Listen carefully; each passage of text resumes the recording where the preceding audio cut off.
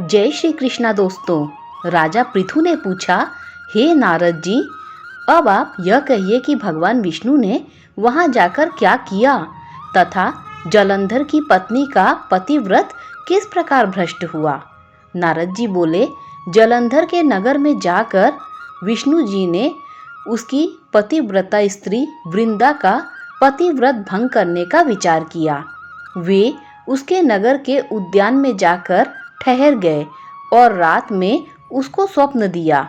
वह भगवान विष्णु की माया और विचित्र कार्य पद्धति थी और उसकी माया द्वारा जब वृंदा ने रात में वह स्वप्न देखा कि उसका पति नग्न होकर सिर पर तेल लगाए महिष पर चढ़ा है, वह काले रंग के फूलों की माला पहने हुए है और उसके चारों हिंसक जीव हैं, वह सिर मुड़ाए हुए अंधकार में दक्षिण दिशा की ओर जा रहा है, उसने नगर को अपने साथ समुद्र में डुबो दिया है, इत्यादि बहुत से स्वप्न देखे। तत्काल ही वह स्वप्न का विचार करने लगी।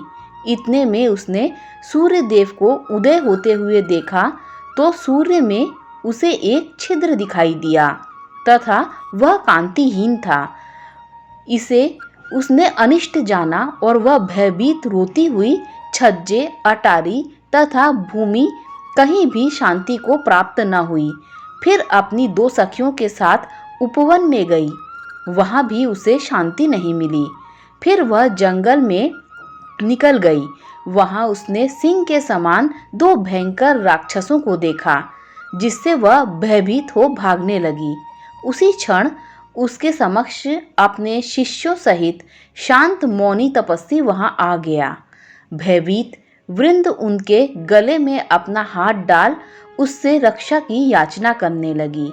मुनि ने अपनी एक ही हुंकार से उन राक्षसों को भगा दिया। वृंदा को आश्चर्य हुआ तथा वह भय से मुक्त हो हाथ जोड़कर प्रणाम करने लगी। फिर उसने मुनि से अपने पति के संबंध में उसकी कुशल क्षेम का प्रश्न किया। उसी समय दो वानर मुनि के समक्ष आकर हाथ जोड़ खड़े हो गए और ज्यों ही मुनि ने भ्रुकुटी संकेत किया त्यों ही वे उड़कर आकाश मार्ग की ओर चले गए।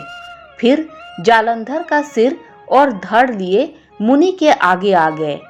तब अपने पति का मृत हुआ जान वृंदा मूर्छित हो पृथ्वी पर गिर पड़ी और अनेक प्रकार से दारुण विलाप करने लगी। पश्चात उस मुनि से कहा, हे कृपानिधे, आप मेरे इस पति को जीवित कर दीजिए। पतिव्रता दैत्य पत्नी ऐसा कहकर दुखी श्वासों को छोड़कर मुनीश्वर के चरणों पर जा गिरी। तब मुनीश्वर ने कहा, यह शिव जी द्वारा युद्ध में मारा गया है, जीवित नहीं हो सकता, क्योंकि जिसे भगवान शिव मार देते हैं वह कभी जीवित नहीं हो सकता।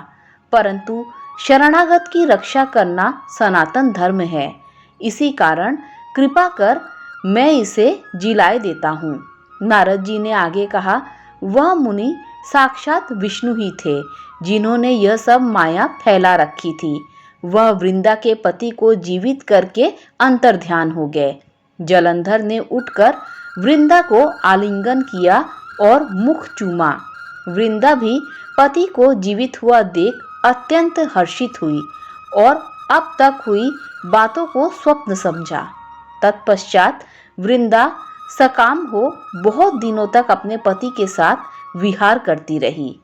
एक बार सूरत एवं संभोग काल के अंत में उन्हीं विष्णु को देखकर उन्हें ताड़ित करती हुई बोली, हे पराई स्त्री से गमन करने वाले विष्णु, तुम्हारे शील को धिक्कार है।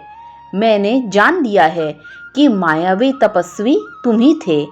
इस प्रकार कहकर कुपित पतिव्रता वृंदा ने अपने तेज को प्रकट करते हुए भगवान विष्णु को शाप दिया।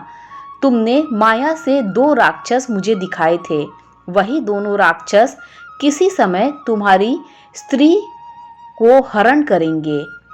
सर्पेश्वर जो तुम्हारा शिष्य बना है, यह भी तुम्हारा साथी रहेगा।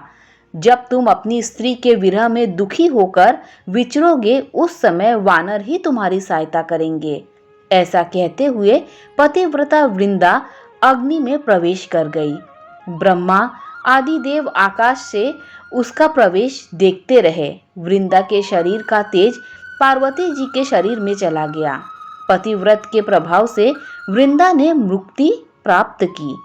जय श्री कृष्णा। दोस्तों, अध्याय 19 यहीं समाप्त होता है।